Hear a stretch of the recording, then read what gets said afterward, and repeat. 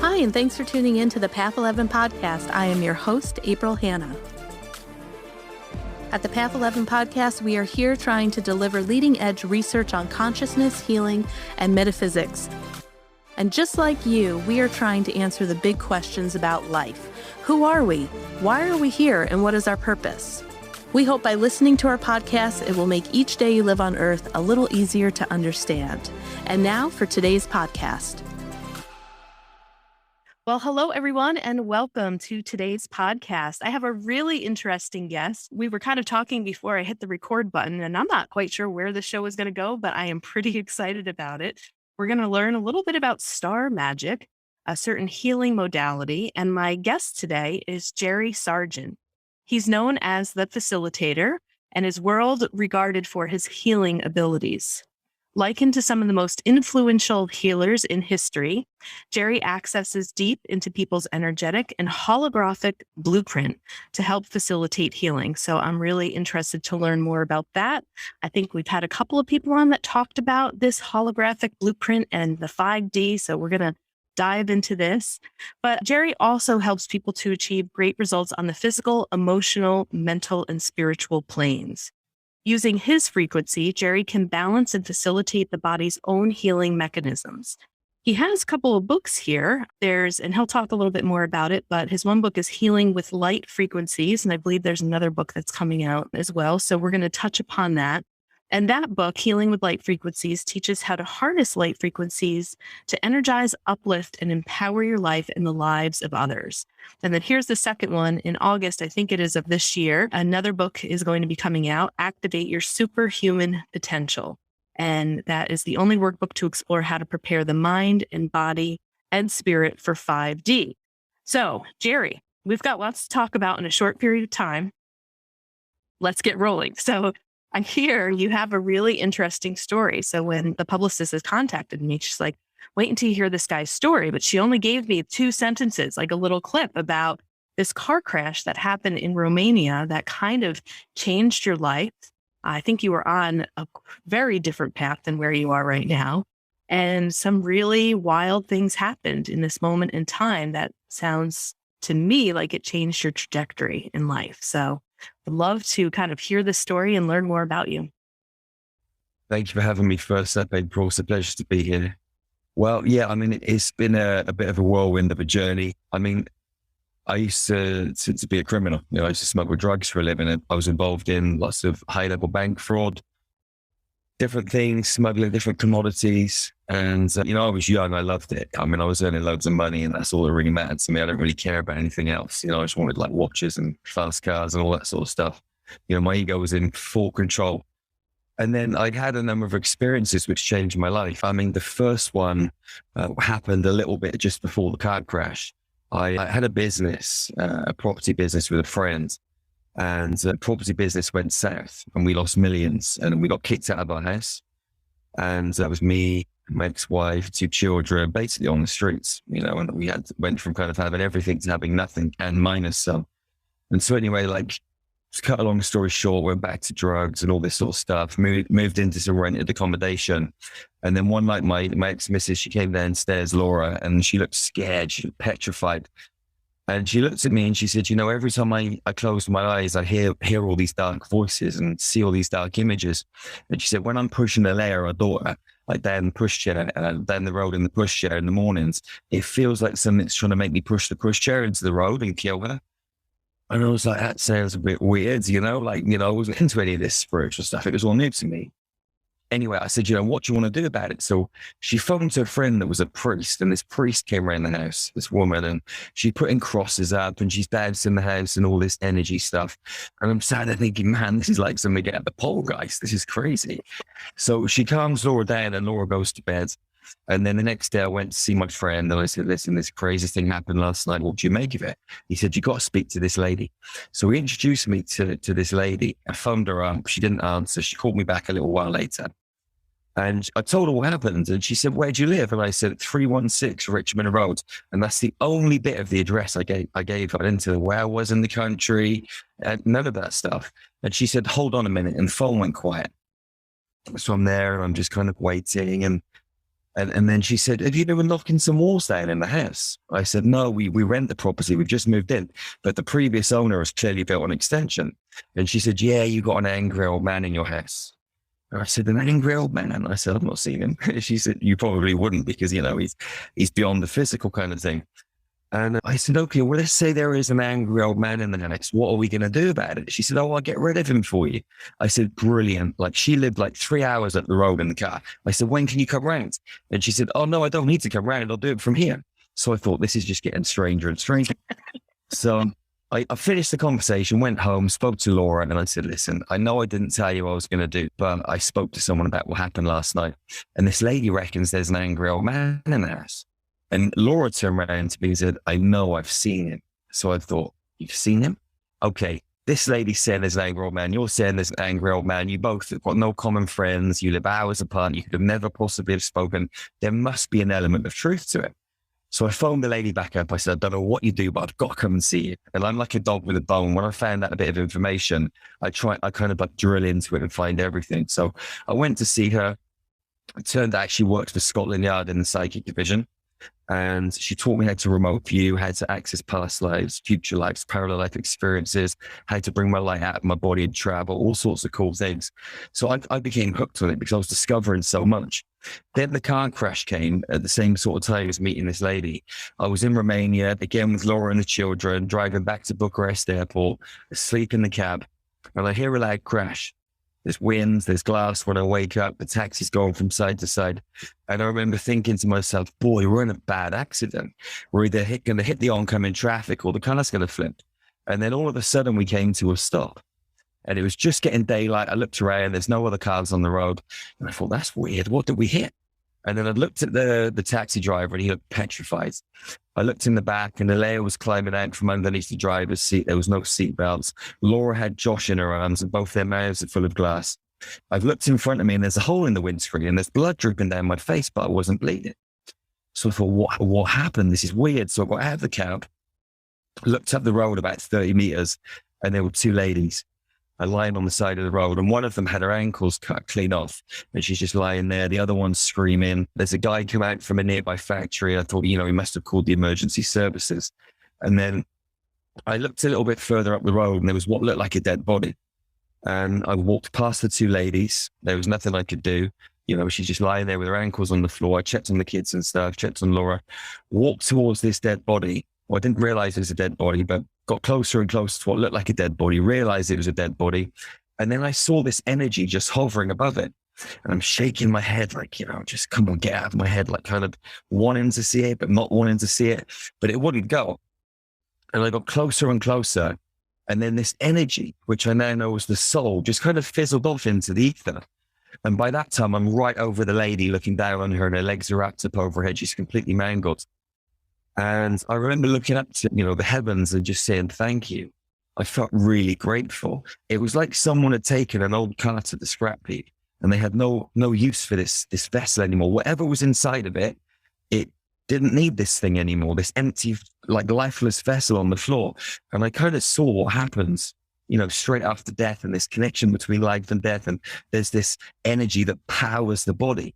And it was like the universe was just smacking me around the face and said, Jerry, wake up, man. We're so much more than these physical bodies. We're atoms and molecules in continuous movement and space for energy. So this thing happened. I'd met my first spiritual teacher. A few months later, Laura had a headache. And for some reason, I thought to myself, I can take it out of your head. I don't know why I thought that, but I did. And I walked over to her.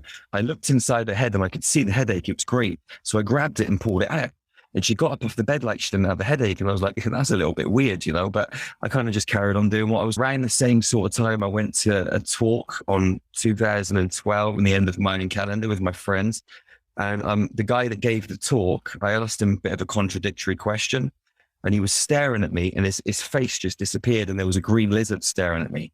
And I'm trying to look cool as a cucumber on the outside, but on the inside, I'm like, what the heck is going on? Like sweating and everything. So he held my gaze for a little while, which seemed like an eternity. And then his face kind of went back again. So I had that experience. And then we moved to New Zealand and a friend of mine had a really serious car accident. And her partner phoned up and asked if I could help. And I was like, well, how am I going to help? I'm in New Zealand. She's in England. She's in French hospital, laid up in bed. The doctor said, you're probably never going to walk again. You've been in hospital for at least a year. And my intuition was just saying, get some crystals, put them on your body, go and lie down on the bed. So I did that. And then all of a sudden I was in a hospital room and all this light started pouring out of my hands. And I just automatically knew what to do. I started putting her body back together. And I did this every day for a couple of weeks. And then she walked out of hospital with the use of a Zimmer frame in 12 weeks, and the doctors couldn't believe it. And I was thinking to myself, did I do something? Didn't I do something? Is this just my crazy imagination? But then when she came out of hospital, she phoned me up and she said, Jerry, I woke up one night, looked at the side of my bed and said, what are you doing here? And she saw me in a hospital room. And I was like, you saw me in your hospital room? That's crazy. On the other side of the world. So then I started to realize that this imagination stuff is more than what we were taught imagination was at school.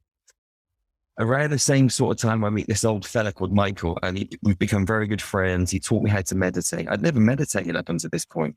And he had a pyramid in his garden. So I used to go around there and meditate in this pyramid. And I had some crazy experiences. And two of them were really important. The first one, I'm meditating with my eyes open and my feet turned to balls of fire. And I look down, there's these flames just spinning. And I look up and Jesus is standing there. And he says, Jerry, you can walk anywhere you want to go. Just don't be scared. And I'm like, okay. And then he turns and these steps appear in the garden. And he walks up the stairs and through a door. So I followed him up the steps, through the door, and we're in the Last Supper. And he's given his kind of like Last Supper speech. And I look out the window and there's a big spacecraft, a massive spacecraft. I'd never seen one before. And they were kind of showing me that extraterrestrials have been around for a long time. So I had this experience, came back out, down the steps, back into my meditation. And then 2 weeks later, I'm meditating again. And a little space pod lands in the garden to my right-hand side. And there's a blue being inside of it. So I bring my lights out of my body. I go and get inside the spacecraft and we go through this tunnel for about 4 or 5 seconds. And we come out the other side and we're above water. There's a beach. I get out of the space pod, walk up the beach, and there's like 200 of these blue beings. And I knew we were on Alpha Centauri. I knew they were Lyran, which I'd never heard of either of those. I started downloading information like how long they were pregnant for, what kind of foods they ate. Just all of this information was streaming into me. And as I walked up the beach and towards them, they came towards me and they hugged me. And when they hugged me, I felt so much love. Like I never felt this much love in my life. Like I was fostered and adopted and different things happened as a kid, abuse and that sort of thing. So I'd always had like rejection issues and this sort of thing. And to feel this intensity of love, it was like so overwhelming. And it was just like, boy, I'm home. This is just, I didn't ever want it to end. And so anyway, we had this experience and then they kind of like let go of me. And then they created like a pathway and I followed one of these Lyrans up the beach.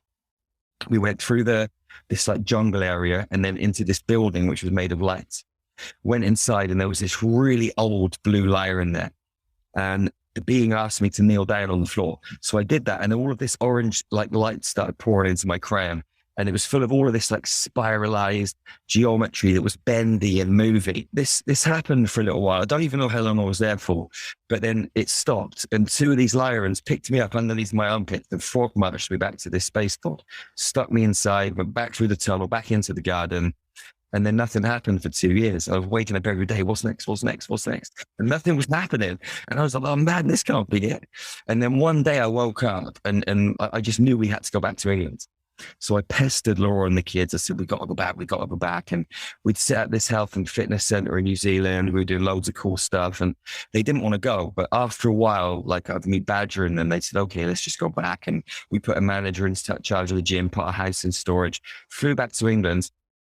And then things went into overdrive. I was out running one Sunday morning and I see these fairies fly around the tree. So I stop, I'm looking at these fairies and then an angel comes down and says, my name's Archangel Gabriel. You need to write a book. So I said, what's it called? And he said, it's called Into the Light. It's about your life story. So I wrote Into the Light, I published it. And then as soon as I did that, I started seeing this geometry in the empty space. And it was the same geometry that I had in the orange download of Light on Alpha Centauri. And I was saying to my guides, what am I supposed to do with this stuff? And they said, Jerry, you're just not meditating enough. You're not being silent enough. You're missing the messages. So I was like, okay, I'll meditate more. So I started getting up at 5 o'clock every morning with my son, Josh. And we were going into these 2-hour meditations where we go to these mystery schools underneath the pyramids in Egypt. And this guy was there, and he was opening these scrolls, and on the scrolls were the same codes that we're seeing in the empty space, same codes I got in the orange download. And this man was showing us how to heal people with these geometrical codes. We went every day for 9 months, and then people started coming into my life that needed healing. And I was like, let me just see if this stuff works. It was working. I was like, let me just try it again. And it kept working. I was like, man, maybe I could turn this into a business because it actually works. And so what I did is I booked a spot at the Mind Body Spirit Festival in Cheltenham, where I live, made up some little flyers. They were horrible. They were dark and dismal, but they just said energy healing on them. And I took my book with me, and I was promoting the book, and I put a list, like a name and a number list, and said, listen, if you put your name and your number down, I'm going to draw 3 names out of the hat at the end of the weekend. And if you win, I'll give you a free energy healing session. And about 70 or 80 people put their names down. And I phoned every single one of them and told them they'd won, just so I could practice. So I had all these people to practice on. The results were really good. So I started getting testimonials from them and thought, I'm going to start this business. And I called it Star Magic Healing because I was shown this like light code that meant healing magic. And the star part came from, our extraterrestrial connection to the stars. So I started Star Magic in 2016. Then the Blue Lyrans came to meet me again. I was meditating on a hill near where I live, and the whole town disappeared. I looked to the right, and there's the same blue being that took me in the spacecraft. And I saw the Christ consciousness grid, and there's all these lights. And I said, what are they? And this being's name is Derek White, and he said, they're healing centers. You've got to build them. I said, well, if I build them, who's going to run them? I can't do this on my own. He said, well, you've got to train people.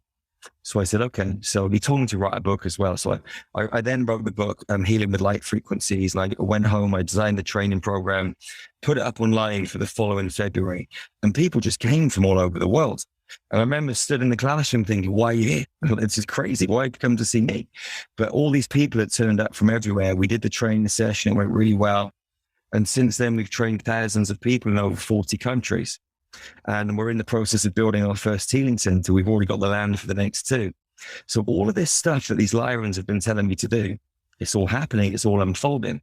And I'm just kind of just like a messenger following the path, and just my whole life's turned around, and I get to help so many people transform and step into their power and speak to amazing people like you. So it's a whole different world, Yeah. And like, none of this sounds weird to me. So I'm like fascinated by it all. I'm looking for my pen because I have to write a couple questions down really quick so I don't forget.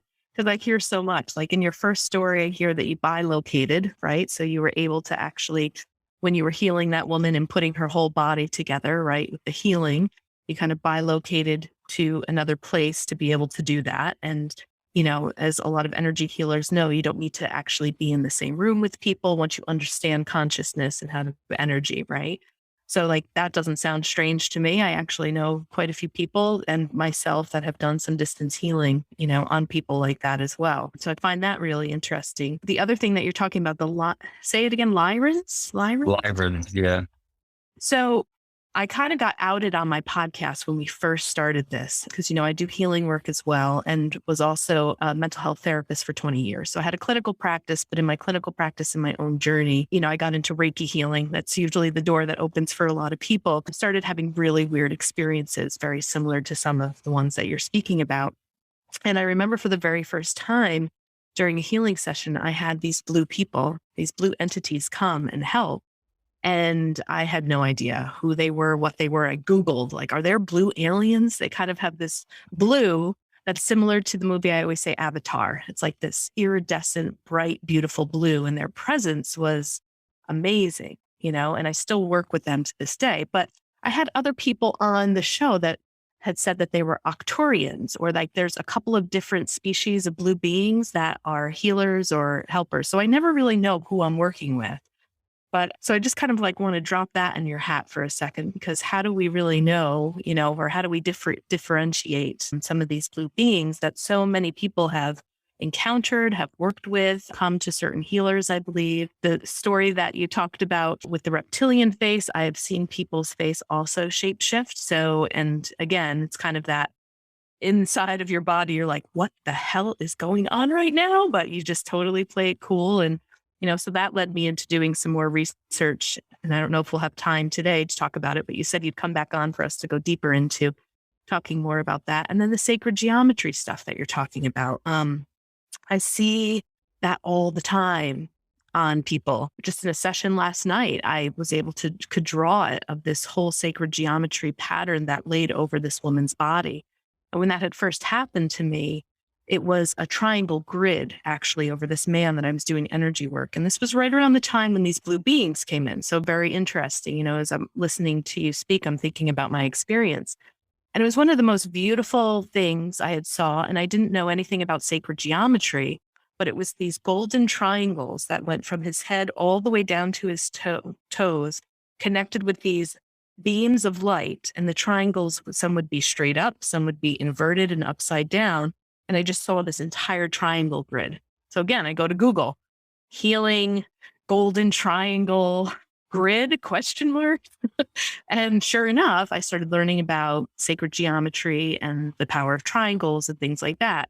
When I was younger, I used to draw, triangles, circles, squares, interconnect them and interlock them all the time. And so I understand, like when you're talking to this, I feel like I know everything that he's talking about, yet I know nothing about what you're talking about because I'm a little bit in, I think, the experience of witnessing these grids or witnessing these codes or light activation codes and just kind of use my intuition working with them. But you said something very interesting, which might also be a message for me, would be to slow down and meditate a little bit more and maybe ask for more understanding, and what's going on here. So that's just a lot of comments and not a lot of questions, but maybe you've heard a couple of things that you can answer for me or comment on with what the heck is going on with me and what am I seeing and experiencing? Because it sounds so similar to what you're talking about.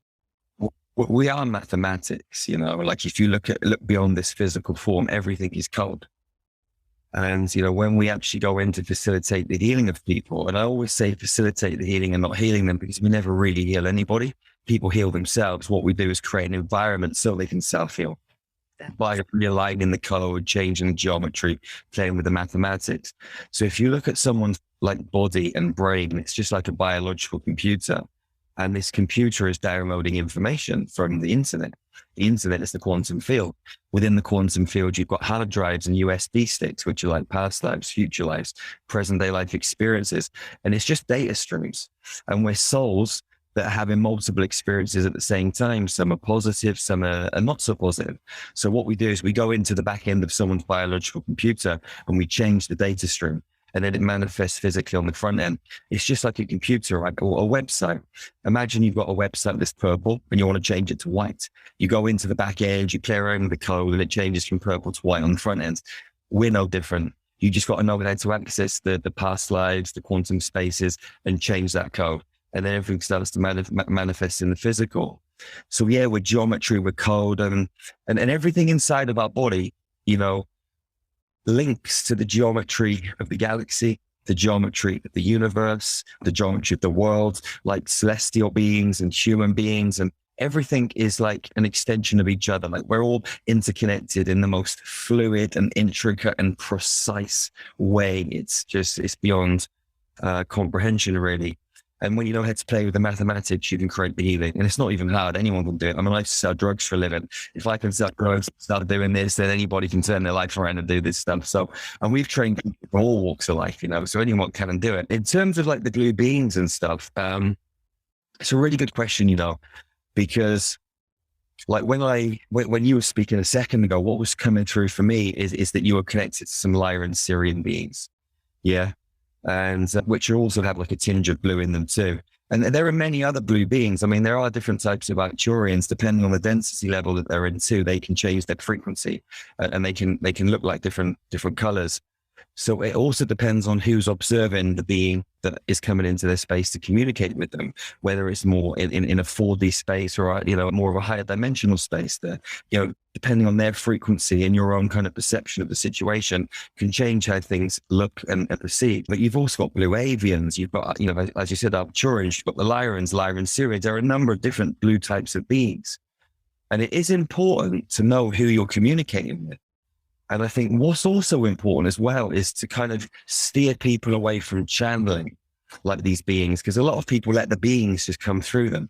And that isn't good too, because they can change your blueprint by coming inside of you and tapping into your consciousness. So what we need to do is to communicate with these beings and not allow them to channel through our physical body.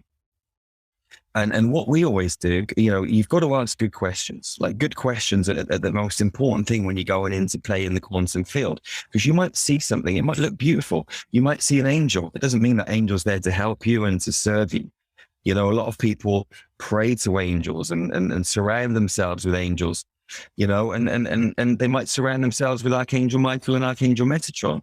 That's probably going to get them into a whole world of trouble, because they aren't necessarily as nice as some people think they are. There's a lot of corrupted versions of angels and different extraterrestrials in the field. And we're playing a game, we're in a spiritual war. So, and the war is fought for energy. Okay. Human beings are siphoned, other beings are siphoned, planets are siphoned. And so what we've got to do is we've got to ask good questions, and we've got to really step into our heart and feel the situation. And if you're not 100% present and you're not feeling the situation and asking good questions, it's really easy to get duped by, a lower vibrational being that is there to kind of corrupt your geometry, corrupt your mathematics, and change your template.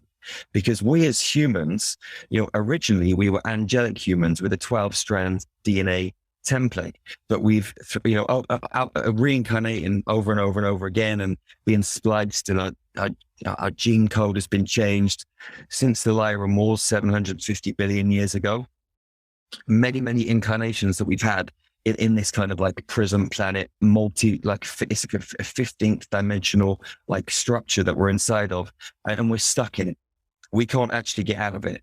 And the reason that we're hearing kind of consciousness is expanding so fast and so much at the moment is because we're waking up and remembering our original divine template, that we do have this 12-strand potential. And as we activate more strands of our DNA, we get more information, which is going to enable us to travel through stargates and exit this matrix. And the reason that we're here doing the work at the moment is to realign our inner geometry with the stargates, so that we can actually travel, leave this space, and go to another space to have more experiences.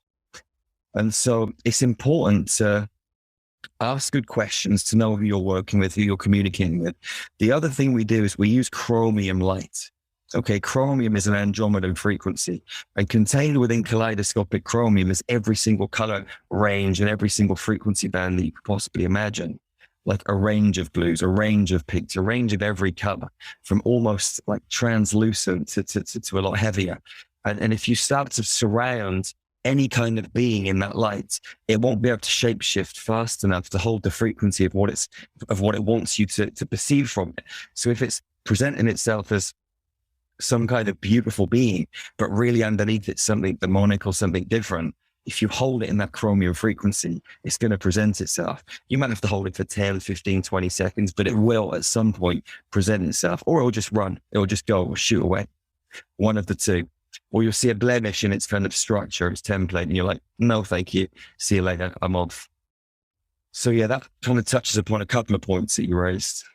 Yeah. So maybe we can go a little bit more into what is the blueprint, because a couple of things that I kind of get from you in your earlier stories that you shared about your healing is that I see your intention of being very clear, not muddled with a lot of stuff, clear healing intent is, I think, what also probably makes you a really effective healer. Sounds like when you get into something, it's like full on 110% full intensity. Like you dive into it, you go into it, and probably have that ability to have that trained mind to hold very focused, clear intent. So I kind of hear you saying that, like, we also need to be careful of the channeling, protecting our own energy, our own blueprint. And I know that you work with Christ consciousness energy. So can you tell us a little bit more? What does it mean for us to have this blueprint? What is this energetic blueprint? Why we need to be so protective of it with these other energies coming in? And how does the Christ consciousness energy that you work with maybe help with that or do that? Well, first of all, I think it's really important to make it really clear that we shouldn't just be like, oh, Christ consciousness, because like you don't really know what you're tapping into. And when we're talking about Christ consciousness, we're not talking about like Jesus Christ. We're not talking about Christian faith or anything like that. even though Jesus, there were two Jesuses that incarnated on planet Earth, and one of them held a 12-strand DNA template. And that Jesus, you could say, held Christ consciousness. But we're not, when we talk about Christ consciousness, we're talking about the crystalline grids. We're talking about the Christ consciousness, KRYSTIC, Christic consciousness, or Christ consciousness with a K, that is a frequency that is kind of flowing down through the Stargate systems, but it comes from the sound fields and the light fields that are outside of our kind of 15th dimensional matrix, which feed down through Stargate 12, down through the other Stargates into number 3, which is planet Earth, and down into our crystalline grids. And you've also got frequencies within the crystalline grid structure that feed back up towards the cosmic templates as well. So you were being hit with energy for, two ways: electrical, magnetic, and these two energy streams, are feeding our physical body, our light body, our mental, emotional bodies, and helping us realign. So there are codes within these kind of electrical and magnetic frequencies that are very specific and play a very active and specific role in reigniting and realigning our inner mathematics. And we as humans actually contain crystalline keys in our DNA and our cells. And these crystalline keys help us move through the Stargate systems. But to be able to do all of that, you've got to remember, and you've got to get your frequency right. And I think what's really important to kind of mention to people as well is like this physical body that we live in. A lot of people don't really take care of it. And they're out there doing the spiritual work, and they're trying to bring in these higher vibrational energies. But if your physical body isn't fit and strong enough to handle them, you're going to end up blowing up. And if your mathematical template isn't in the right structure, you're not going to be able to bring these frequencies in either. So it's important to know how to align your inner mathematics. And it's also important to look after your physical body. So things like exercise and meditation, qigong, breath work, eating really high vibrational food, stay away from drugs and alcohol and all these types of things. Like really look after yourself, and breathe consciously and be present and stay away from all of the distractions in the external environment, because they're there to distract us, to stop us going in here. Because in here, we're going to find the truth and realize our own divine potential. Because if you look at the Stargate structures on planet Earth, like first of all, the Stargate structure that we have on planet Earth enables us to travel interdimensionally, multidimensionally, and actually galactically on a massive level. If you go to some Stargate systems, then you might have to go from one planet to a third planet to get back to another planet. You might have to go around the houses. From Earth, we can go pretty much anywhere.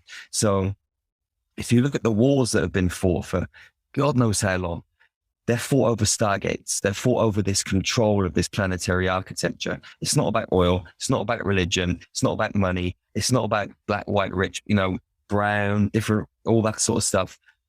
It's about the Stargates. And human beings are the guardians of planet Earth. And because we carry the crystalline keys, the negative beings that try and control this system, they have to keep humans here.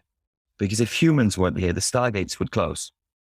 And it would kind of be a fail-safe. It would lock up and there'd be no in and out travel.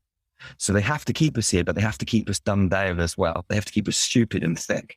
And so what they do, they've created this whole system where we get lost in the mainstream media. We want to buy cars and chase women or men or, be like the movie stars, all that sort of stuff. Instead of going in here, taking a deep dive into the labyrinth of our heart and realizing that we are superhumans, that we're earth angels, we're galactic titans, we're so powerful, but we get mesmerized in this illusion and we get lost in it. And so it keeps us from going in here. So the aim of the game is to dive in and realize our potential and our power. Yeah. And I'm glad that you spoke about the physical body, because I can, just from my own experience, when I, am doing really clean eating, limiting the amount of sugar, all of those things that, like you say, kind of like dumb us down or lower our frequency. My experience, a lot of these experiences that I'm talking about have been when my body was in really either great shape or, no substances, no processed food, like you said, high vibrational. And then it's almost like the third eye, the crown chakra, like everything just gets like interlocked and connected.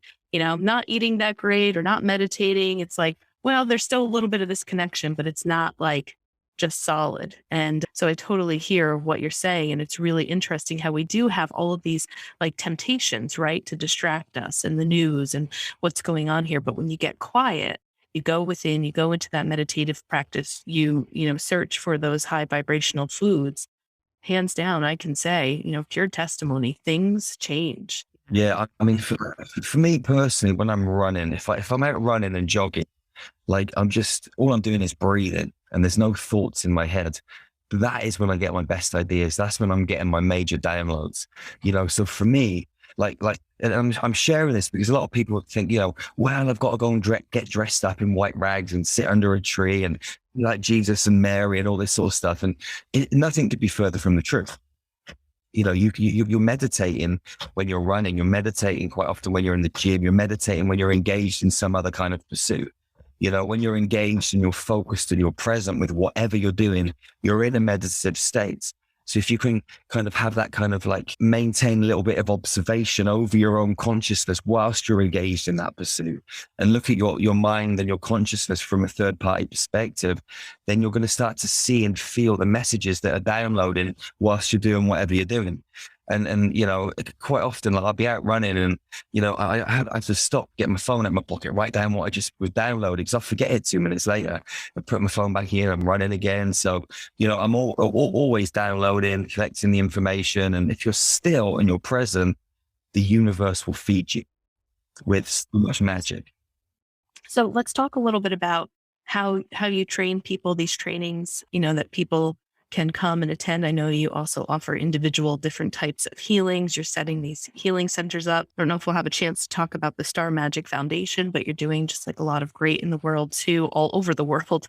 You're doing a lot of stuff here. But, it sounds like to me, like say, I know that we probably have a lot of people that are listening that listen to this podcast and do work in the healing field or just getting into energy work and things of that sort. Sounds like you have a very vast understanding of this whole, I don't have this wording yet down, right? Because I'm still new to this, but this, the 12 strands of the DNA, the Stargate, what these, other entities are fighting for in the energy. And then maybe you have somebody like myself that is where you were many years ago that all of a sudden is seeing this sacred geometry and having really powerful experiences in their healing. But okay, what do I do with this information? How do I learn more about it? So can you help people, like myself who are, in this area and really trying to, with good intent, find, allow our bodies to kind of be this vehicle, yet protect it to be able to help raise the evolution of human consciousness, but doing it in a way where we understand what we're doing. We're asking the right questions. We're making sure that we're working with the right energy, and to not be fooled by maybe some other things that, maybe a naive energy worker could be fooled with. Absolutely. So, I mean, we've got so many starting. I'll talk about two of them, the main two. So we've got our training and we've got our Infinity membership. So Infinity is like a monthly membership. People get 7 days free access. And they can try out everything. So there's meditations, light language transmissions, light codes that will alter your consciousness. There's cosmic yoga videos. There's masterclasses, masterclass replays. There's nutrition. There's pretty much everything that you need to become a high vibrational being and upgrade yourself and elevate yourself and really connect with the truth inside of yourself to become a superhuman. So a lot of people start there, dip their toe in the water, come on our weekly meditations, connect with our Telegram group. Like there's so many things inside of Infinity. So every day we're doing things online. We've got a frequency spa every Monday. We do this thing called Fearless Focus where we set challenges every 2 weeks. So you've got a challenge with nutrition and meditation and exercise and everything. You go away and do it. There's different levels, gold, diamond, emerald, depending on what level you're at. So you can go and try those things out. We meet again 2 weeks later to set the next challenge. So there's all of that stuff. And then we've got our trainings and we've got 4 levels of training. The first level of training is to help people remember, not to teach them, because there's nothing I can teach anyone. I can only help people remember what they already know. They've just simply forgotten. So help them remember how to heal using the star magic frequency. So they can heal themselves, they can go out and heal other human beings, they can heal their family, they can go and implement these skills and tools into a business. We can even help them start a business because we've got an academy. So the academy is designed for people that want to come and work in our healing centers. So if you join the academy, you come to Facilitator training level 1. We show you how to use all the frequencies, all the codes, and complete the training. It's 7 days. And then people that come in the academy, they come back and they can do Facilitator training level 1 again for free. They do it several times, and each time they come back, they help us. So they do a little bit of the presentation and then help me. And then over the course of coming back and helping several times, they do different bits of the presentation. And that's how they kind of remember how to do what I'm doing and sort of upskill and up level themselves. Then you've got level 2, which we call the frequency upgrades. And that is where we kind of dive deeper into the planetary architecture. We'll go into the stargates, where we go into the crystalline grids, where we start to really tune ourselves and, back into the truth, to the true geometry, to the true mathematics of the universe. So people can really do this, multi-dimensional work that we came to the earth to do. And then level 3 is called Through the Stargate. Sorry, level 2 is a 7-day training as well. Level 3 Through the Stargate is a 10-day training. And we have less people on that because it's really intense. And what we do on level 3 training is show people how to take people on really deep meditation journeys through Stargate networks, to other planets, to other quantum spaces, to healing chambers, to have incredible meditations and downloads and just different healing experiences. And that's a real in-depth training. And then once people know how to do that, coupled with the other 2 trainings, they're ready to come and work in the healing centers. And then level number 4 is them going out and doing their own training with me helping 50%. And then to complete level 4, they've got to go and do their own training 100% with me just watching. And then that's it. They're out there, running star magic trainings. And we've got a few people that are just getting to that stage right now, ready to go and do their own trainings. And it's really exciting because our first healing center is going to be open next year, the end of next year, in Romania and Transylvania. So we're prepping people for that. And also this year, later on in the year, we're launching an online hospital. So all of the facilitators that we're training are going to have an online hospital to work out of whilst we're waiting for the healing centers to get up and running. And then we'll continue with the online hospital too, because not everybody can make it to the healing centers. So there's loads going on. Yeah, it's really cool. So, okay, I'm going to ask you another question. So when you're kind of talking about like this war in the energy, how do we even know that we can trust you, right? How do we know? So given your history. Oh, trust me. Right? Okay. Definitely don't trust me. But what I'm saying is, right. So, okay, the mental health therapist hat comes on, the clinician, and hearing a little bit that, okay, you've been through trauma, probably PTSD.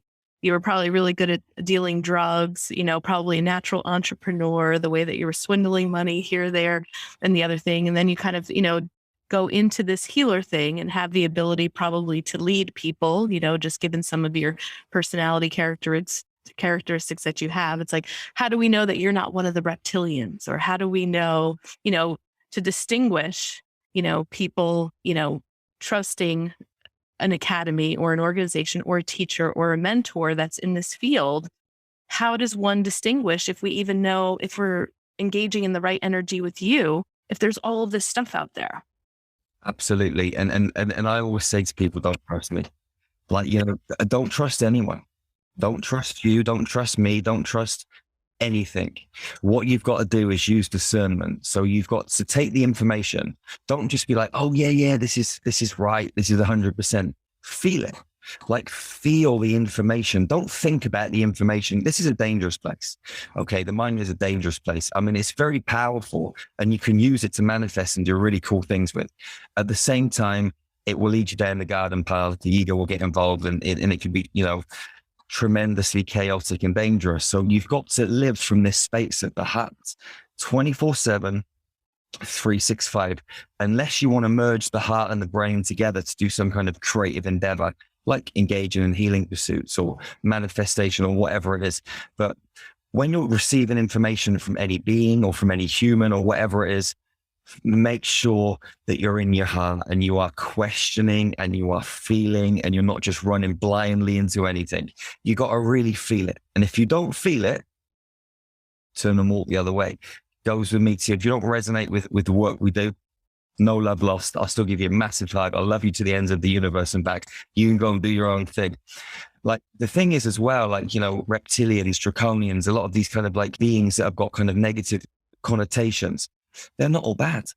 You know, we work with some amazing reptilians. There are a lot of people in human form that have had reptilian incarnations, draconian incarnations, some negative insectoid incarnations, like different beings. There are lots of different Anunnaki, different beings, different hybrid strains of beings that originally came from the kind of master races up in the stars. And all of the beings are offshoots of other beings. So many people on planet Earth have had these kind of, you know, experiences and incarnations where they've been in these lineages. Now, it doesn't mean that they're bad. What I would say, for any human being that is on planet Earth right now, that is doing this inner work and really taking a big deep dive into their heart and doing everything in their power to master themselves, which isn't easy when you're keep reincarnating onto a planet where your memory is blank slated every time. You've got to remember from the start. You've got to go back to Groundhog Day every single time. And we're battling with these negative forces which control pretty much everything in our external environment. It takes a really powerful soul to say, you know what, I'm going to rise up against all of this, because it's like you're pushing through mountains of metal to try and get your head above water. And it really isn't easy. You know, I started this 17 years ago when I kind of had my first experience, and it still is not easy. There's days when you've really got to you got to dig deep, you know. And I think everybody that's doing this work needs a pat on the back, you know. And we shouldn't judge. I put a video up on YouTube about this the other day called Extraterrestrial Judgment, because people are like, they're a reptilian, they're this, like, stay away from them. But actually, yeah, they might have had that incarnation, but does it mean that they're bad men? No, they've actually got free will here on planet Earth. So beings that have had like negative experiences in the past or in past lives and other incarnations are actually here doing the work and realigning their templates to get rid of all of that stuff. For me, that makes them a warrior. It makes them, you know, a beautiful being that really needs respect and their heart open for them, to hold the space for them, not to be pointing the finger and blaming and judging and saying you were this and that. So again, you've got discernment and everything. So I really do want to have you back on again so we can kind of dive a little bit deeper into more of what you were talking about and understanding, I guess, other star beings and things of that sort. Do you have any of this in any of your books, or like, where would you recommend? Because I would want to do a little more research, have a little understanding, so I can come to the conversation with you with more questions and just have more of like a foundation. But anything that you would recommend, and even for our listeners, like, where do you even start to begin to understand? I mean, if you read my book Into the Light, which is my life story, and then healing with light frequencies, that's going to help you with all things healing. And then my new book, Be Superhuman, which is coming out in August. I mean, that goes into a lot more detail. That's like a 500-page workbook of how to be a superhuman, and lots of different, like, you know, skills and techniques and ways just to operate in the world to realign this inner mathematics, and you look after your physical body and all that sort of stuff. But then also come and join Infinity, because if you go into Infinity, we've got all of our masterclasses, and in those masterclasses, you know, we have Q&As, we do classes on different subjects. There's a wide variety of things that you can learn about in there, like all sorts of stuff. And you'll get so many questions answered. Just, I mean, there's hours and hours and hours of material. So yeah, get a nice cup of tea and just sit down and chill and listen. All right. And so what are the websites that people can go to? So I would say just go to starmagichealing.com. And then through there, you're getting access to all of our tools, free stuff, paid stuff, all of our social media channels, everything. Excellent. Well, we will go ahead and put that in the show notes. And Jerry, thank you so much for your time. I really feel like I could talk to you for about 5 hours, not 45 minutes. So I appreciate your graciousness for just kind of hitting some of these topics, but definitely would love to have you back on, and maybe we'll even book it for like at least 90 minutes. Can I steal 90 more minutes of your time so we can go into it? Adventure to come back and chat. And 100%. All right, awesome. Well, thank you so much. And thank you everyone for listening today. I really hope that this talk opened up your eyes to a number of different things. I hope it makes you become more curious. I'd love for you to do kind of more of a deep dive research. Check out Jerry's website. Sounds like you can also sign up for that 7-day free trial and kind of get in there and take a look at some of the stuff that he has. And I'm so glad that you guys listened today. And I hope you all are doing well. Take care, everyone.